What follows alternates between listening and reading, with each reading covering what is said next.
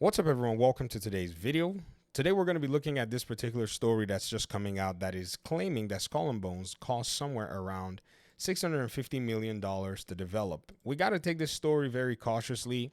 We don't really have these numbers because just a few months ago, there were claims that it was around $200 million. It just seems like $200 million is the generic number that everybody throws out these days. And, to be honest, as someone who's been following a lot of sales figures and, development cost figures, these numbers are, strange, but it's not out of the question. It may just be industry standard, what people are expecting to spend in terms of publishers and even, development studios if they're making, what they term as AAA games, or in the case of Skull and Bones, where a Ubisoft executive actually tagged it as a quadruple A game. But taking these two into account, there's something else I wanted to point out, which is also the report that we got from Upper Echelon Gaming, where he talked about how Skull and Bones was a project that Ubisoft kicked off by getting a foreign government to actually fund the development of the game, where they were going to take on the task of actually developing the game and teaching that government's own developers how to make games. So set up a studio, hire folk within the nation that the government was funding, that the game was being developed in, and then teach them how to make a game, and Skull and Bones being the game.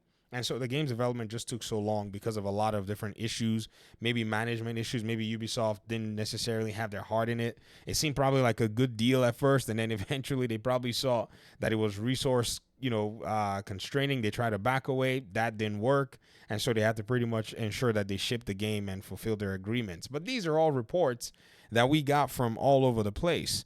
However, I don't think this is too much of something that we can disbelieve, especially when we start seeing the cost of another game like Concord, which came out and, got disappeared. When it was first mentioned that Concord cost, just by itself, with some other things, about $400 million, even pre-Sony's acquisition and then post-Sony's acquisition. And then that also excluded the cost of acquiring the studio, which some are now actually claiming was probably close to $1 billion. I don't think that it's crazy to, tag this particular story as insane, because again, the whole conversation about Concord was a game that actually kicked into development about 8 years ago. It was dealt to actually follow Overwatch in that regard. So they probably greenlit the game, seeing how well Overwatch was doing, and thought they could probably leverage that. Around the same time, everybody was looking for a live service, unicorn. And so Ubisoft seemingly also was probably trying to get something going. If you notice, their games that came out after those were a little weird. I mean, if you think about Ghost Recon, Breakpoint, that game had like some weird RPG mechanics that they went and put in there. Even Division fans who are used to the RPG-esque nature of their game were looking at it going, this is kind of strange. Why would they go ahead and put these mechanics in here? Well, they wanted you to basically kind of level up in a way where you'd probably need to buy gear and all this stuff in a single-player game, probably trying to get that Assassin's Creed level of, monetization and commercialization into the game, and that probably did not necessarily work out for them. So by and large, this particular issue is not something that is unique in the gaming industry anymore. And whether or not this number, these numbers are true, what is still the baseline still goes out to say that, honestly, this game just did not do very well. In fact, right now, if you go on SteamDB, you're going to see that there are probably around 200 people or so. It says 222 people in game that are actually playing this game right now. It's in a very interesting place, to be very honest. Its all-time peak was 2,000 players. That's insane. I mean, that's just wild for a game that let's not even take the cost into account. But for a game that took that long to develop, what, were the corporations thinking when they greenlit a game, that they thought players were going to play? And it's just been a series of missteps. And I think this is what puts Ubisoft in a very unique position, is they make so many games, and, their mistakes are easy to see on a grand scale. Many other publishers and many other studios, their games are diverse enough, or their games are spaced out enough that you almost forget a lot of their shortcomings. Like EA, for instance. EA will make a game that probably stunk here, then they'll make a game that's good there. Or then they'll go make a sports game that makes everybody not even remember that EA is the publisher of the game, and make themselves a lot of money. So that portfolio from EA is kind of diverse.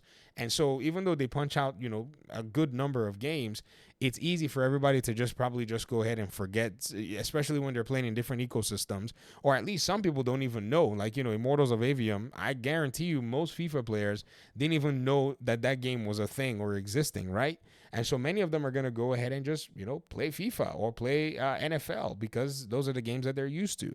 Even now that, in the media, that the Dragon Age game is actually going through a lot of controversy, most gamers who are playing a lot of the sports games, they couldn't give two shoots about whatever is happening. They just want to play, FIFA. They want a balanced FIFA game. They just want to, basically get their microtransactions, play Ultimate Team, whatever it is that they're doing. Some are not playing with microtransactions.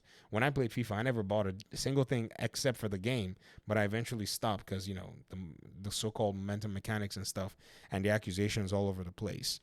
But it's very interesting to see how far, we've come in gaming this generation. It's probably been one of the more, weird generations of games. And we've seen a lot of these things, but not at this scale, ladies and gentlemen. This is crazy. A lot of these games used to, at some point, change the direction and try to right the ship and try to keep customers.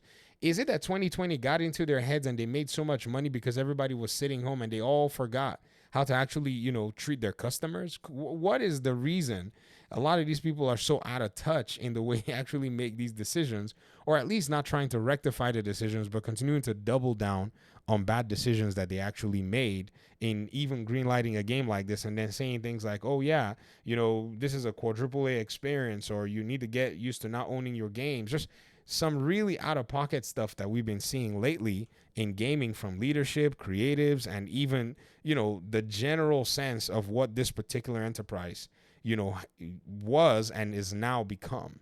But anyways, I'll leave this up to you. I would love to hear your thoughts in the comment section. Thanks so much for watching the video. I really appreciate you guys' time and audience, and hopefully we'll talk pretty soon in another one. Peace out.